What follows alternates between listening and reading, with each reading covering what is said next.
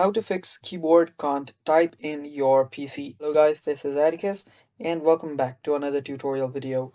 In today's quick fix video, I'll teach you guys how you can fix your keyboard not working or your keyboard not typing in your PC or laptop. So let us get started. First, what you need to do is open up your settings. After you're in your settings, go to accessibility. You'll see it on the left hand side. After you're there, scroll down till you see the interactions section. Now under interaction section, you will see keyboard, tap on keyboard, and there you will see sticky filter and toggle keys. Now here you'll need to make sure that you've turned off filter keys. Make sure that you've turned it off, and after you've turned it off, you can simply type again. It's really that simple. So all you need to do is go to your settings, go to your accessibility, go to your interactions settings, and under interaction go to keyboard and make sure that you've turned off filter keys, and that should fix your problem guys. And that is all for this video too.